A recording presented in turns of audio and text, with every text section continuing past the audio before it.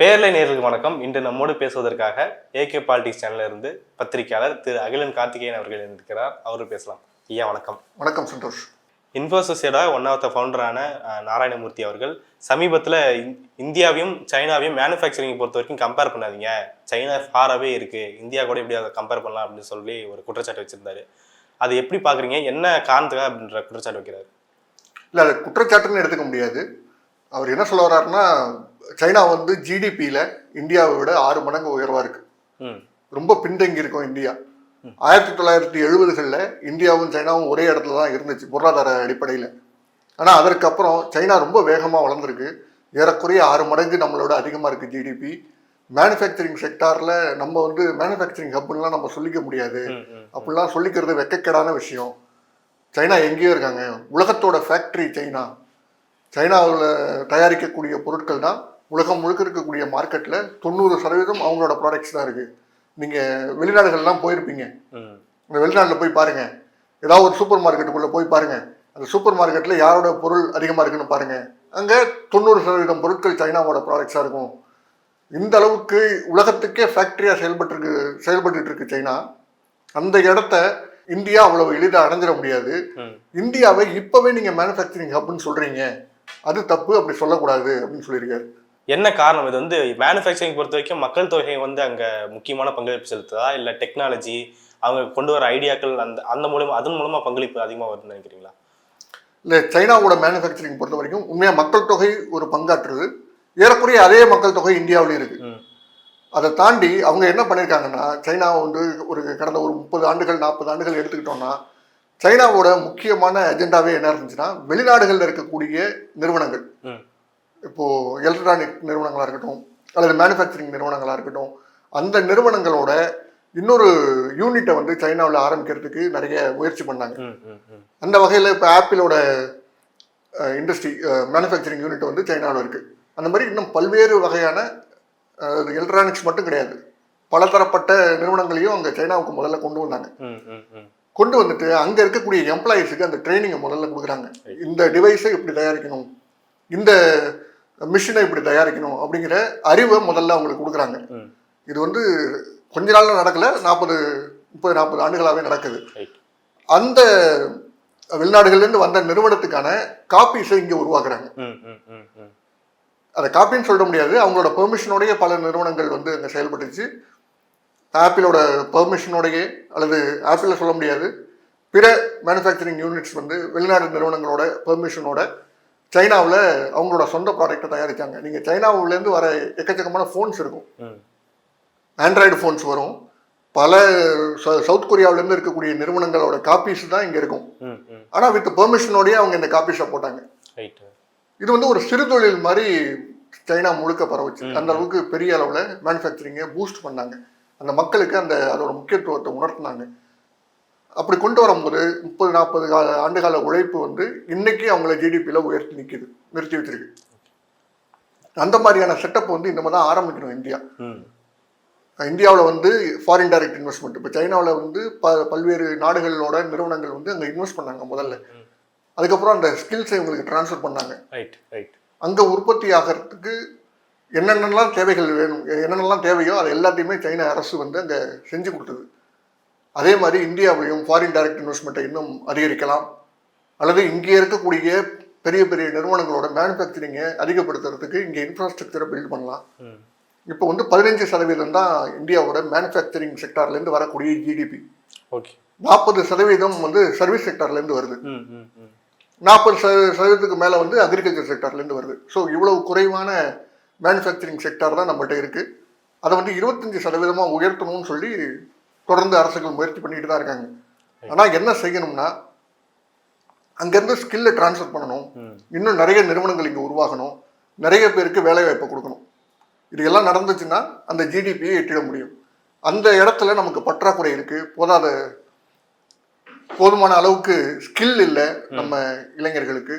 அந்த skill means அந்த குறிப்பிட்ட துறைக்கு தேவையான ஸ்கில்ஸு இங்கே இருக்கணும். அது வந்து சைனா செஞ்சாங்க. அந்த ஸ்கில்லை வந்து அவங்களுக்கு கற்றுக் கொடுக்கறதுக்கு எல்லா முயற்சிகளும் பண்ணாங்க. இங்கேயும் ஸ்கில் டெவலப்மெண்ட் யூனிட்ஸ் இருக்கு. அரசே வந்து ஸ்கில் டெவலப்மெண்ட் ப்ரோக்ராம்ஸ்லாம் நடத்துறாங்க. ஆனா அது எந்த அளவுக்கு ஜாவா கன்வெர்ட் ஆகுது அப்படிங்கிறதுல கேள்விக்குறி இருக்கு. நிறைய பேர் ஸ்கில் டெவலப்மெண்ட் ப்ரோக்ராம்ல சேர்ந்து ஸ்கில்ஸை கத்துக்கிட்டாலும் அது எம்ப்ளாய்மெண்ட்டாக கன்வெர்ட் ஆகுதா அப்படிங்கிறதுல பிரச்சனைகள் இருக்கு. ஸோ இதெல்லாம் அட்ரஸ் பண்ணும்போது சைனாவோட நீங்க ஒப்பிடலாம். இப்போவே வந்து நீங்க இப்போதான் மேனுஃபேக்சரிங் யூனிட்ல ஒரு சின்ன குழந்தை மாதிரி குழந்தையா உள்ள வரும்போது ஏற்கனவே இருக்கக்கூடிய ஒரு பெரிய ஜாம்பவான் வந்து சைனா. உலகம் முழுக்க அதான் உலகத்தோட ஃபேக்டரின்னு சொல்ற அளவுக்கு பெரிய அளவில் வளர்ந்துருக்கும் போது இந்தியா அந்த இடத்தை அடையிறதுக்கு இன்னும் நாளாகும். ரைட். மேனுஃபேக்சரிங் பொறுத்த வரைக்கும் இப்போ நமக்கு தெரிஞ்ச எக்ஸாம்பிள் சொல்றதுன்னா செல்போனை சொல்றோம், ஆட்டோமொபைல்ஸை சொல்றோம். இப்போ நம்ம சென்னை, ஸ்ரீபெரும்புதூர், ஒசூர் உள்ளிட்ட இடங்கள்லாம் ஆட்டோமொபைல்ஸ் இருக்கு, ஃபாக்ஸ்கான் நிறுவனத்தோட ஃபேக்டரிஸ் இருக்கு அப்படின்ற மாதிரி டெவலப் பண்ண பார்க்க முடியுது. இப்போ நீங்க சொல்றீங்களா சைனா வந்து ஒட்டுமொத்த ஃபேக்டரியோட இதாக இருக்குன்னு சொல்லி, அதுல இதை தவிர்த்துட்டு என்னென்ன முக்கியமான துறைகள்லாம் அதுல பங்களிப்பு செலுத்துனீங்க மேனுஃபேக்சரிங் பொறுத்த வரைக்கும்? ஸ்டீல் இண்டஸ்ட்ரி இருக்கு, ஸ்டீல் இண்டஸ்ட்ரீஸ் நிறைய இருக்கு. அப்புறம் ஸ்டீலோட ரா மெட்டீரியல்ஸ் பல நாடுகளுக்கு அவங்க விற்பனை பண்றாங்க. இன்னொரு முக்கியமான பொருளாதாரம் வந்து சைனாவுக்கு வந்து பொம்மைகள். உலகம் முழுக்க பொம்மைகளை சப்ளை பண்றது வந்து சைனா. சின்ன குழந்தைகளோட மார்க்கெட்டை வந்து பிடிச்சி வச்சிருக்கிறது சைனா தான். அவ்வளவு பொம்மைகளை வந்து அங்க தயாரிக்கிறாங்க. கிரியேட்டிவான இன்னும் புதுசா பொம்மைகள் வந்து அங்க தயாராகிட்டே இருக்கு. ஒவ்வொரு மாதமும் புதுசா ஏதோ ஒரு பொம்மையை வந்து அங்க உருவாக்கிட்டே இருக்காங்க. ஸோ அந்த கிரியேட்டிவிட்டி அங்க அவங்களுக்கு எங்கிருந்து வருது? அந்த கிரியேட்டிவ் திங்கிங்க்கு அவங்க என்ன செலவு பண்ணியிருக்காங்க அவங்களோட அந்த ஸ்கில்லை டெவலப் பண்றதுக்கு அப்படிங்கிறதெல்லாம் நம்ம பார்க்கணும். இந்த மாதிரி பல்வேறு துறைகள் இருக்கு. இப்போ பொம்மை தயாரிக்கணும்னா கூட இப்போ வியட்நாம்ல இப்படி ஒரு பொம்மை வந்து சேல் ஆகும், இந்தியாவில் இப்படிப்பட்ட ஒரு பொம்மை சேல் ஆகும் அப்படின்னு சொல்லிட்டு அவங்களுக்கு ஒரு கால்குலேஷன் இருந்தா தானே, அவங்களுக்கு ஒரு திங்கிங் இருந்தா தானே. அப்போ அங்க இருக்கிற பங்களிப்பு நிறைய இருக்குன்னு எடுத்துக்கலாமா? மற்ற நாடுகள் இருக்கிற எல்லாத்தோட எல்லா நபர்களோட பங்களிப்பும் இதில் இருக்கு அப்படின்றத எடுத்துக்கலாமா நம்ம? இல்லை இருக்கலாம். அது உள்ள எப்படி ஒர்க் ஆகுது அப்படிங்கிறது தெரியல. எவ்வளோ கிரியேட்டிவ் டீம்ல வந்து யாரெல்லாம் இருக்காங்க, எந்தெந்த நாட்டு மக்கள் இருக்காங்க அப்படிங்கிறதுலாம் தெரியல. ஆனால் அங்கேருந்து சைனாவிலேருந்து தயாரிக்கக்கூடிய அந்த ப்ராடக்ட்ஸ் பொம்மைகள் அப்படிங்கிறது வந்து உலகம் முழுக்க விற்பனையாகுது, நல்லாவே விற்பனையாகுது. அது சில பொம்மைகள் வந்து இப்போ இந்தியாவில் காலங்காலமாக இருக்கக்கூடிய பொம்மைகள் கூட அங்கேருந்து இப்போ இம்போர்ட் பண்ணுற மாதிரியான நிலைமைக்கு உருவாகி இருக்கு. இப்போ தஞ்சாவூரில் தலையாட்டி பொம்மைன்னு சொல்லுவாங்க, அந்த மாதிரி பொம்மைகள் கூட இப்போ சைனாவிலேருந்து இந்தியாவுக்கு வருது. ஸோ அந்த பல்வேறு நாடுகளில் இருக்கக்கூடிய அந்த பொம்மைகள் அவங்களோட கலாச்சாரத்தோட பொருந்தி இருக்கக்கூடிய பொம்மைகளை கூட சைனாவில் தயாரிக்கக்கூடிய நிலைமை இருக்கு. அதுக்கு இங்கேருந்து பல்வேறு நாடுகள்லேருந்து அங்கே பர்சன்ஸ் போயிருக்காங்களா, டிசைன் டீம் போயிருக்காங்களா அப்படிங்கிறதுலாம் தெரியல. ஆனால் இங்கே இருக்கக்கூடிய பொருட்களை அவங்க உள்வாங்கிக்கிட்டாங்க. அந்த உள்வாங்கிக்கிட்டு அந்த டிசைன்ஸ் அவங்க பண்றாங்க. அது மட்டும் புரிஞ்சுக்க முடியும். இந்த இன்க்ளூசிவ்னஸ் அப்படிங்கிற ஒரு விஷயம் தான் இப்போ இந்தியாவில் வந்து அது எந்த அளவுக்கு சாத்தியம் நினைக்கிறீங்க? அது எவ்வளோ காலம் தேவைப்படுறதுக்கு? இப்போ தமிழ்நாட்டில் கூட இந்த பொம்மை தொழிற்சாலை ஒன்று உருவாக்குறதுக்கு முயற்சிகள் நடந்துகிட்டு இருக்கு. இப்போ தொழில்துறை அமைச்சர் டிஆர்பி ராஜா கூட இந்த பொம்மை நிறுவனங்களை உருவாக்கணும், பொம்மை தயாரிக்கக்கூடிய தொழிற்சாலைகளை இங்கே உருவாக்கணும் அப்படிங்கிறதுக்கு தமிழ்நாடு அரசு முயற்சி பண்ணிட்டு இருக்கிறதா கூட சொல்லியிருக்காங்க. ஸோ அது படிப்படியாக நடக்கும்னு எதிர்பார்க்குறேன்.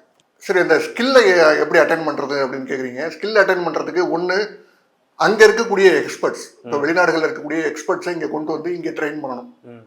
நம்ம இங்கே இருக்கக்கூடிய இண்டஸ்ட்ரீஸுக்கு இங்கே தேவையான ஸ்கில்லை நம்ம கொடுக்குறோம். ஆனால் உலக மார்க்கெட்டோட நம்ம போட்டி போடும்போது உலக மார்க்கெட்டுக்கு என்ன தேவை, அந்த பொருளை இங்கே தயாரிக்கணும். அந்த பொருளை தயாரிக்கணும்னா அந்த பொருளை தயாரிக்கிறதுக்கான ஸ்கில் என்ன, அந்த ஸ்கில்லுகளை இப்போ யார் எக்ஸ்பர்ட், அந்த எக்ஸ்பர்ட்டை இங்கே கொண்டு வந்து ட்ரெயின் பண்ணணும். இப்போ கூட இந்த பட்ஜெட்டுக்கு முன்னாடி வரைக்கும் கூட economic survey of India release ஆச்சு. அதில் நம்ம சைனாவை தொடர்ந்து புறந்தள்ளிட்டோம். ஆனால் சைனாவோட தேவை அப்படிங்கிறது வந்து இந்தியாவுக்கு நிறைய இருக்கு. நீங்கள் என்னதான் பல்வேறு தடைகளை விதித்தாலும் சைனாவிலேருந்து நம்ம இம்போர்ட், அதாவது இந்தியாவில் இம்போர்ட் பண்ணுற அதிகமாக இம்போர்ட் பண்ணுறது வந்து சைனாவிலேருந்து தான் இம்போர்ட் பண்ணுறோம். இது தொழில்துறைக்கு தேவையான ஸ்டீல்ஸ் அந்த மாதிரியான ரா மெட்டீரியல்ஸாக இருக்கட்டும், அல்லது வேற ஏதாவது எலக்ட்ரானிக்ஸ் பொருளாக இருக்கட்டும், எதாக இருந்தாலும் நம்ம சைனாவிலேருந்து அதிகமாக இம்போர்ட் பண்ணுறோம். இன்னொன்று நமக்கு தேவையானது எக்ஸ்பர்ட்ஸ். சைனாவிலேருந்து நமக்கு எக்ஸ்பர்ட்ஸ் வேணும். இங்கே இருக்கக்கூடிய இண்டஸ்ட்ரியில் மிஷினரிஸை ஹேண்டில் பண்ணுறதுக்கு அல்லது மிஷினரியை ஹேண்டில் பண்ணுறதுக்கு சொல்லிக் கொடுக்கறதுக்கு நமக்கு எக்ஸ்பர்ட்ஸ் வேணும். ஆனால் அந்த எக்ஸ்பர்ட்டை நம்ம தடுக்கிறோம், நிறைய கண்டிஷன்ஸ் போடுறோம். விசா வந்து அவ்வளோ எளிதாக இந்தியாவில் சீனர்களுக்கு கிடைக்கிறதில்ல. இந்த குறைபாடுகள் எல்லாம் மேனுஃபேக்சரிங் சைட்ல இருந்து இங்கே இருக்கக்கூடிய மேனுஃபேக்சரிங் இண்டஸ்ட்ரீஸ் வந்து நிறைய குறைபாடுகளை சொல்லியிருக்காங்க கவர்மெண்ட் கிட்ட. கவர்மெண்ட்டு இதை சரி பண்ணணும், விசாவை இன்னும் எளிமைப்படுத்தணும் அப்படிங்கிற கோரிக்கையெல்லாம் கவர்மெண்ட் கிட்ட வச்சிருக்காங்க. அது இந்த எக்கனாமிக் சர்வே ஆஃப் இந்தியாவில் வெளிப்பட்டிருக்கு. சைனாவை நம்ம சேர்த்துக்கணும், சைனாவோட சப்ளை செயினை நம்ம மாறிடக்கூடாது, சைனாவிலேருந்து பொருட்களை இம்போர்ட் பண்ணி இங்கேருந்து விற்பனை வெளிநாட்டுக்கு எக்ஸ்போர்ட் பண்ணுற மாதிரியான ஒரு சப்ளை செயின் மார்க்கெட்டை நம்ம மாறிடக்கூடாது. சைனாவோட எஃப்டிஐ வாங்கிக்கங்க, சைனாவோட எக்ஸ்போர்ட்ஸ் இங்கே கொண்டு வாங்க, அதுக்கப்புறம் இங்கே இருக்கக்கூடிய நிறுவனங்களை பில்ட் பண்ணுங்க. மேக் இன் இந்தியாங்கிறது வந்து இப்படி தான் பில்டு பண்ணணுமே தவிர சப்ளை செயின் எக்ஸ்போர்ட்டராக ஒரு மேக் இன் இந்தியாவை உருவாக்கிட முடியாது அப்படின்னு சொல்லி அந்த கோரிக்கைகள்லாம் வந்திருக்கு. அப்போது நமக்கு என்ன தேவைன்னா ஸ்கில் டெவலப் பண்ணுறதுக்கு எக்ஸ்பர்ட்ஸ் வெளிநாட்டிலேருந்து வர வேண்டியிருக்கு. அந்த எக்ஸ்பர்ட்ஸ் இங்கே வரும் வழிகளை வந்து நம்ம எளிமைப்படுத்தணும். அப்படி பண்ணாங்கன்னா இங்கே இருக்கக்கூடிய ஸ்கில் வந்து இன்னும் டெவலப் ஆகும். இப்போ தேவையான பாப்புலேஷன் இருக்கு, ஸ்கில் பற்றாக்குறை இருக்கு, அதுக்கு எக்ஸ்போர்ட் தேவை அப்படிங்கிற அளவுக்கு நம்ம பேசியிருக்கோம். இப்போ வந்து பட்ஜெட்ல வந்துட்டு நாங்கள் வந்து எம்ப்ளாய்மெண்ட் லிங்க்டு சப்சிடிக்கெல்லாம் கொடுக்க போறோம் அப்படின்னு சொல்லிட்டு அடுத்த 5 வருடங்கள்ல 4.1 கோடி எம்ப்ளாயீஸை வந்து நாங்கள் வந்து இது பண்ண போறோம், அட்டைன் பண்ண போறோம் அப்படின்ற மாதிரி சொல்லியிருக்காங்க. அது வந்து சப்சிடிஸ் வந்து வெவ்வேறு வழியில் நாங்கள் கொடுக்க போறோம்னு சொல்லி அறிவிச்சிருக்காங்க. நாட்டுடைய மிகப்பெரிய பிரச்சனையாக பார்க்கப்படுறது வேலை வாய்ப்பு. அதை வந்து இப்போ வந்து கண் கொண்டு பார்த்து அதை வந்து தீர்க்கத்தான வழி மத்திய அரசு கொண்டு வந்துட்டாங்க, நம்ம எடுத்துக்கலாமா? இல்லை, சில ப்ரோக்ராம்ஸ் வந்து நல்லா தான் கண்ணில் படுது. இப்போ இந்த இன்சென்டிவ்ஸ் ப்ரோக்ராமாக இருக்கட்டும், இந்த எம்ப்ளாய்மெண்ட் லிங்க்டு இன்சென்டிவ்ஸ் அப்படின்னு சொல்லி ஒன்று அறிவிச்சிருக்காங்க. அதாவது 3 ஸ்கீம் அறிவிச்சிருக்காங்க.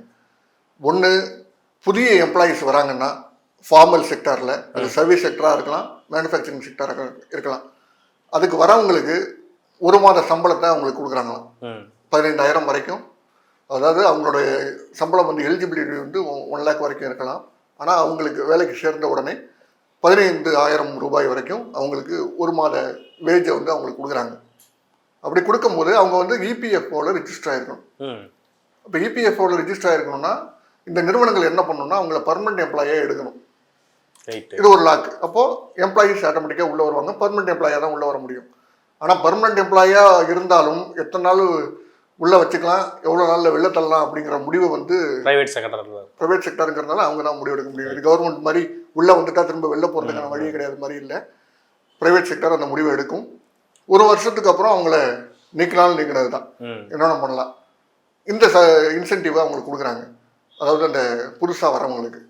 அடுத்தது இன்னொன்று என்ன பண்ணுறாங்கன்னா, மேனுஃபேக்சரிங் செக்டரில் அதிக எம்ப்ளாயீஸை கொண்டு வரணும்னு சொல்லிட்டு ஃபர்ஸ்ட் டைம் எம்ப்ளாயீஸுக்கு 3,000 ரூபாய் வரைக்கும் எம்ப்ளாயர்ஸுக்கு கொடுக்குறாங்க. அதாவது இபிஎஃப்ஓவில் ரிஜிஸ்டர் ஆகிருந்தாங்கன்னா அந்த எம்ப்ளாயி யார், அதாவது அந்த நிறுவனம் யாரோ அந்த நிறுவனத்துக்கு 3,000 ரூபாய் காசு கொடுக்குறாங்க நீங்கள் ஃபர்ஸ்ட் டைம் எம்ப்ளாயீஸ் எடுத்தீங்கன்னா. ஸோ அதே மாதிரி கான்ட்ரிபியூஷன் அவங்களுக்கும் இருக்குது, எம்ப்ளாயீஸும் இருக்குது. 2வது ஸ்கீம் வந்து மேனுஃபேக்சரிங் யூனிட்டில் இந்த மாதிரியான ஒரு கான்ட்ரிபியூஷனை வந்து கவர்மெண்ட் பண்ணுது, எம்ப்ளாயர்ஸுக்கும் கொடுக்குது, எம்ப்ளாயீஸுக்கும் கொடுக்குது. எவ்வளோ அமௌண்ட் அப்படிங்கிறது தெரியல, 2 பேருக்குமே உங்க கவர்மெண்ட் கான்ட்ரிபியூட் பண்ணுது இபிஎஃப்ஓவில் ரிஜிஸ்டர் ஆன எம்ப்ளாயீஸுக்கு. அடுத்தது புதுசாக யாராவது எம்ப்ளாயீஸ் எடுக்கிறாங்கன்னா, ஏதோ ஒரு நிறுவனம் புதிய எம்ப்ளாயீஸ் எடுக்குது, அதாவது ஃப்ரெஷர் எடுக்குதுன்னா அவங்களோட கான்ட்ரிபியூஷன், அதாவது இபிஎஃப்ஓ கான்ட்ரிபியூஷனில் 3,000 ரூபாயை நிறுவனங்களுக்கு அரசு கொடுக்குது. இது ஒரு ஸ்கீம். இந்த 3 ஸ்கீமை வந்து அறிவிச்சிருக்காங்க. இது மட்டும் இல்லாமல் ஐடிஐஸை புதுசாக உருவாக்குறோம், அதில் வந்து ஸ்கில் டெவலப்மெண்ட் ப்ரோக்ராம் நடத்துகிறோம், இந்த மாதிரியான சில அறிவிப்புகள்லாம் இருக்குது. இன்னொரு முக்கியமான அறிவிப்பு, இன்டர்ன்ஷிப் ஒன்று கொடுக்குறேன், அடுத்த 5 ஆண்டுகளில் 1 கோடி பேருக்கு இன்டர்ன்ஷிப் வழங்கப்படும். அதுவும் எங்கே கொடுக்குறாங்கன்னா டாப் 500 கம்பெனிஸில் கொடுக்குறோம் அப்படின்னு சொல்கிறாங்க. ஆனால் அதற்கான சாத்தியம் அப்படிங்கிறது எப்படி இருக்குமா அப்படிங்கிறது தெரியல. ஏன்னா இப்போது 1 கோடி பேர் எம்ப்ளாயீஸ்னா இன்டர்ன்ஸ்னா 500 கம்பெனிக்கு தான் கொடுக்க போகிறீங்கன்னா 1 வருஷத்துக்கு 4,000 பேருக்கு ஒவ்வொரு நிறுவனமும் கொடுக்கணும். ஒவ்வொரு நிறுவனமும் 4,000 பேருக்கு இன்டர்ன்ஷிப் கொடுக்கணும் அடுத்த 5 ஆண்டுகளுக்கு. அப்போ தான் அவங்க வந்து 1 கோடியே எட்ட முடியும். 4,000 பேரை இன்டர்னாக வச்சுக்கிட்டு ஒரு நிறுவனத்தால் இயங்க முடியுமா? இவங்க இன்டர்னுக்கு பயிற்சிகளை கொடுப்பாங்களா, அல்லது அவங்களோட வேலையை அவங்க பார்ப்பாங்களா? 4,000 பேருக்கு எப்படி பயிற்சி கொடுக்க முடியும்? அந்த இன்டர்ன்ஷிப் ஏதாவது காலம் சொல்லியிருக்காங்களா? 1 மாதம் 6 மாதம்? அதான் அதுவும் சொல்லலை. அப்போது என்ன சந்தேகம் வருதுன்னா, 1 இயருக்கு அவங்க இன்டர்ன்ஷிப் கொடுக்க போறது இல்லை. ஒவ்வொரு இன்டர்ன் ப்ரோக்ராமும் 1 மாதம் 1.5 மாதம் 2 மாதம் கொடுத்தாங்கன்னா அதனால என்ன பயன் இருக்க போகுது? அந்த இன்டர்ன்ஷிப்பை முடிச்சுட்டு அவங்க எங்கே வேலைக்கு போக போகிறாங்க? ஸ்கில் அப்படின்னு பார்க்கும்போது கூட 1 மாதத்தில் ஒரு ஸ்கில்லை எப்படி கற்றுக்க முடியும்? இந்த இவ்வளவு கேள்விகள் இருக்கு. இதற்கெல்லாம் பதிலை வந்து நிதியமைச்சர் தான் சொல்லணும். ரைட். இப்போ இந்த இன்டர்ன்ஷிப் ப்ரோக்ராம் பொறுத்த வரைக்குமே என்ன சொல்றாங்கன்னா, கவர்மெண்ட் செக்டார்ஸ் எல்லாம் ப்ரைவேட் எடுத்து கொடுத்துட்டு இப்போ நீங்கள் ப்ரைவேட்டை வந்து நாங்கள் எம்ப்ளாயிஸ் எடுக்கிறது வந்து ஊக்குவிக்கணும்னு சொல்லி அவங்களுக்கு மட்டுமே நிதி ஒதுக்கிட்டு இருக்கீங்க அப்படிங்கிற குற்றச்சாட்டு வைக்கிறாங்க. இது எப்படி நம்ம பார்க்கணும்? முதல்ல நிறுவனங்கள் வேலைவாய்ப்பு கொடுத்தா தானே எம்ப்ளாயிஸ் வந்து எடுக்க முடியும் அப்படின்னு புரிஞ்சுக்கலாமா, இல்லை பொதுத்துறை நிறுவனங்களை அழிச்சிட்டு தனியார் நிறுவனங்கள் வளருது அப்படின்னு புரிஞ்சுக்கலாமா? இல்லை, 2மே நடக்குது. பொதுத்துறை நிறுவனங்களை அழிச்சிட்டு தனியார் நிறுவனங்கள் நடக்குதா நேரடியாக அந்த அழிப்பு அப்படிங்கிறது நடக்குதான்னா இல்லை, இது கவர்மெண்ட்டோட உதவியோட அது நடக்குது. ம், ம், ம். பொதுத்துறை நிறுவனங்கள்ல எவ்வளவு எம்ப்ளாய்மெண்ட்டை நீங்க கிரியேட் பண்ண முடியும்? ரைட். இப்போ ஒரு நபர் உள்ள வந்துட்டாங்கன்னா அவங்க வெளில போறதுக்கான வாய்ப்புகள் கிடையாது. அப்போ பொதுத்துறை நிறுவனங்கள் இன்னும் அதிகரிக்கணும். ம், ம். நிறைய எம்ப்ளாய்மெண்ட்ஸை கிரியேட் பண்ணோம்னா இன்னும் நிறைய நிறுவனங்கள் அங்கே உருவாகணும். பிரைவேட் செக்டர் நிறைய நிறுவனங்கள் உருவாகிட்டே இருக்கு. ஃப்ரெஷ் எம்ப்ளாயிஸை உள்ள கொண்டு வந்து அவங்கள வெளில தள்ளிட்டு அடுத்த ஃப்ரெஷ் எம்ப்ளாயிஸை எடுத்துக்குது. ம், ம், ம், ம். சர்வீஸ் செக்டரை பொறுத்த வரைக்கும் அவங்களுக்கு எக்ஸ்பீரியன்ஸ்டான ஆள் வேணும். இப்போ ஐடி நிறுவனமாக இருந்துச்சுன்னா ஓரளவுக்கு எக்ஸ்பீரியன்ஸ்டான ஆள் இருந்தால் தான் அதை அப்படியே மேனேஜ் பண்ண முடியும். ஆனால் எம்ப்ளாய்மெண்ட் மேனுஃபேக்சரிங் செக்டரை பொறுத்த வரைக்கும் அவங்களுக்கு ஃப்ரெஷ் பிளட் வேணும், வேகமாக வேலை பார்க்குறவங்க வேணும். அப்போது இளம் கூட்டத்தை உள்ளே எடுத்துக்கிட்டு அவங்கள சக்கையை புழிஞ்சு அவங்கள தூக்கி வெளில போட்டு அடுத்த இளம் கூட்டத்தை உள்ளே எடுத்துக்கும். இதுதான் இந்த மேனுஃபேக்சரிங் செக்டரை பொறுத்த வரைக்கும், அதாவது உடல் உழைப்பு சார்ந்து இருக்கக்கூடிய ஃபார்மல் செக்டார்லேயே இந்த பிரச்சனைகள் இருக்குது. உங்கள் கேள்வியின்படி பொதுத்துறையை அழிச்சிட்டு தான் தனியார் நிறுவனம் வளருதுன்னா, தனியார் நிறுவனம் இந்த மாதிரி புதிய புதிய இளைஞர்களை எடுத்து வெளில தள்ளிக்கிட்டு இருக்கு. ஒரு ஸ்டாண்டர்டான ஜாப் செக்யூரிட்டி அப்படிங்கிறது தனியார் நிறுவனங்கள் இல்லை. பொதுத்துறையில் அந்த ஜாப் செக்யூரிட்டி அப்படிங்கிறது இருக்கும். பொதுத்துறை அதிகமாக வளர வளர அதிக நிறுவனங்கள் பொதுத்துறை சார்பாக வந்தால் தான் இளைஞர்களுக்கு அதிக வேலை வாய்ப்பு கிடைக்குமே தவிர இந்த தனியார் நிறுவனங்களால் வேலை கிடைக்கும், வேலை போகும், இந்த மாதிரியான நிலை தான் இருக்கும். நிரந்தரமான தீர்வு ஒரு ஜாப் செக்யூரிட்டி அப்படிங்கிறது தனியார் துறையில இருக்காது. அப்போ அதுவும் அந்த அக்னிபாத் ஸ்கீம் மாதிரி தான், 4 வருஷம் நீங்கள் இருப்பீங்க வெளியே போயிடலாம் அப்படின்ற மாதிரி. ஆமாம், ரைட். அப்போது கவர்மெண்ட் செக்டர் அதிகமாக உருவாக்குனா தான் அவங்களுக்கான ஒரு ஐடென்டிட்டி, அவங்களுக்கான ஒரு பர்மனெண்ட் ஜாப் அப்படிங்கிற ஒரு அஷூரன்ஸ் கிடைக்கும் அப்படின்னு சொல்லுவாங்க. இப்போ தொழில்நுட்பத்தை பொறுத்த வரைக்கும் ஏஐ அப்படிங்கிறது இப்போ அதிகமான தாக்கத்தை செலுத்துறதை பார்க்க முடியுது. மேனுஃபேக்சரிங் ஒரு பற்றாக்குறை இருக்குன்னு அப்படின்னு ஒரு சைடு இருக்கும்போது இப்போ ஏஐ உள்ள வருது அப்படின்னும் போது இல்லை எந்த மாதிரியான ஒரு கிளாஸ் ஏற்படுத்த வாய்ப்பு இருக்குன்னு நினைக்கிறீங்க? இல்லை, பெரிய அளவில் கிளாஷ்லாம் இதில் ஏற்படாது. அதாவது உலகம் முழுக்க இருக்கக்கூடிய பயம் என்னன்னா, ஆர்டிஃபிஷியல் இன்டெலிஜென்ஸ் உள்ளே வந்துருச்சுன்னா பல பேருக்கு வேலை இல்லாமல் போயிடுமோ அப்படிங்கிற பயம் இருக்குது. அந்த அளவுக்கு பயப்பட தேவையில்லை. ஏன்னா கம்ப்யூட்டர் உள்ளே வரும்போது என்ன பயம் இருந்துச்சோ அந்த பயம் தான் இப்போ ஏஐ இருக்கும்போது வந்திருக்கு. கம்ப்யூட்டர் இப்போ 90ஸ்லாம் பார்த்தீங்கன்னா பேங்க் எம்ப்ளாயிஸ் போராட்டமாக நடந்தாங்க. கம்ப்யூட்டர் எங்களுக்கு வேண்டாம், கம்ப்யூட்டர் வந்துச்சுன்னா பல பேரோட வேலை இழப்பு நடக்கும், அதனால் கம்ப்யூட்டர்ஸ் வேணாம் அப்படிங்கிற மாதிரியெல்லாம் போராட்டங்கள் நடந்துச்சு. ஆனால் அதுக்கப்புறம் அந்த கம்ப்யூட்டர்ஸை அவங்க பயன்படுத்த ஆரம்பிச்சிட்டாங்க. கம்ப்யூட்டர்னால எந்த அளவுக்கு வேலைகள் குறைஞ்சிருக்கு, ப்ரொடக்டிவிட்டி அப்படிங்கிறது எந்த அளவுக்கு இம்ப்ரூவ் ஆயிருக்கு அப்படிங்கிறதுலாம் கம்ப்யூட்டர் வந்ததுக்கப்புறம் சாத்தியமாச்சு. அதே மாதிரி இப்போ ஏஐ வந்ததுக்கு பிறகு ஏஐயில் இந்த ஏஐ மூலயமா ப்ரொடக்டிவிட்டி இம்ப்ரூவ் ஆகும். இப்போது இன்னைய காலகட்டத்தில் கம்ப்யூட்டரில் ஒரு வேலையை 20 நிமிஷத்தில் முடிக்கலாம், 30 நிமிஷத்தில் முடிக்கலாம்னா அந்த வேலையை இது 30 செகண்டுக்குள்ளே முடிக்கிற மாதிரி, 1 நிமிஷத்துக்குள்ளேயே முடிக்கிற மாதிரி வேலை நேரத்தை குறைக்குது. ஸோ இது நமக்கு அங்கே இருக்கக்கூடிய எம்ப்ளாயிஸுக்கு பலன் தான் அளிக்க போகுது. அது மட்டும் இல்லாமல் எம்ப்ளாயிஸ் ஏஐ கற்றுக்கிட்டாங்கன்னா அவங்களோட ஸ்கில்லும் டெவலப் ஆக போகுது, அவங்களுக்கு இன்னும் நல்ல ஃபியூச்சர் இருக்குது. ஏஐ இப்போ புதிய புதிய டெக்னாலஜி வர வர அதை கற்றுக்கிறதுக்கு யார் தயங்குறாங்களோ அவங்க தான் வேலை இழப்பை சந்திக்க போகிறாங்களே தவிர புதிய ஸ்கில்ஸை கற்றுக்குறாங்கன்னா பிரச்சனை கிடையாது. மிஷின் ஆட்டோமேட்டிக்காக ஒர்க் ஆகிட்டு இருக்கும், ஆனால் மிஷினை கண்காணிக்கிறதுக்கு ஒரு மனிதர் தேவை. ஆமாம், அது ஏஐக்கும் பொருந்தணும் அப்படின்னு. ஆமாம், ரைட். கம்ப்யூட்டர் ஆட்டோமேட்டிக்காக எல்லாமே கணக்கெலாம் பார்த்துரும் அப்படின்னாலும் நம்ம ஒரு ஆள் உட்கார வச்சு கரெக்டாக இருக்கா, கரெக்டாக பண்ணியிருக்கா அப்படிங்கிறத செக் பண்ணுறதுக்கு ஒரு ஆள் போடுறோம். அதே மாதிரி தான் மிஷினில் நீங்கள் ஆட்டோமேட்டட் மிஷினை வச்சு பிரிண்ட் பண்ணுறீங்க, இல்லை ஏதோ ஒரு பிரிண்ட் பண்ணுறீங்க, இல்லை வேறு ஏதோ ஒரு மிஷினை தயாரிக்கிறீங்கன்னாலும் அதை குவாலிட்டி செக் பண்ணுறது யார்? அந்த இடத்துல ஒரு மனிதர் வேணும். அந்த ஏஐ மிஷினை இயக்கிறதுக்கு ஒரு ஆள் வேணும். ப்ராம்ப்ட் கொடுக்கறது யாரு? ப்ராம்ப்ட் கொடுக்கறதுக்கு. ஸோ இந்த மாதிரி புதிய வேலை வாய்ப்புகள் இதில் உருவாகிறதுக்கு தான் வாய்ப்பு இருக்குது. ஆனால் அதை பற்றி பட்ஜெட்டில் எதுவும் மென்ஷன் பண்ணல அப்படிங்கிற ஒரு வார்த்தை பார்க்க முடியுது. இது என்ன சொல்கிறது, இப்போதான் வந்துட்டு வருது, அதனால நம்ம இப்போதைக்கு எடுக்க தேவைன்னு புரிஞ்சுக்கலாமா? இல்லை இப்போ நவீனமான ஒரு தொழில்நுட்பம் வந்துட்டு இருக்கும்போது, ஏஐ வந்துட்டு இருக்கும்போது அதை பற்றி ஒரு பட்ஜெட்டில் நீங்கள் சொல்லியிருந்தா தான் நல்லா இருந்திருக்கும் அப்படிங்கிற இதை புரிஞ்சுக்கலாமா? இல்லை, பட்ஜெட்டில் இதை பற்றி பேசியிருக்காங்களா அப்படிங்கிறது தெரியல. ஆனால் பட்ஜெட்டில் பேசியிருக்கணும். ஏன்னா இது முக்கியமான ஒரு டெக்னாலஜி. ஆனால் பட்ஜெட்டில் ஏன்னு டைரெக்டாக சொல்லாமல் புதிய டெக்னாலஜிஸ் வர வர அதை கற்றுக் கொடுக்கறதுக்கு ஸ்கில் டெவலப்மெண்ட் ப்ரோக்ராம், இந்த ஐடி ஒரு 1000 ஐடி உருவாக்குறதா சொல்லியிருக்காங்க, ஐடியை அப்கிரேட் பண்ணுறதா சொல்லியிருக்காங்க. ஸோ இண்டஸ்ட்ரி ஸ்டாண்டர்டுக்கு இதை அப்கிரேட் பண்ணுறோம் அப்படின்னு சொல்லும் போது அவங்க ஏஐயும் மனசில் வச்சு தான் சொல்லியிருப்பாங்கன்னு நான் நினைக்கிறேன். Right, okay. இந்த சூழல் குறித்து நிறைய விஷயங்களை பகிர்ந்துக்கிட்டீங்க. ஓகே, நன்றி. நன்றி.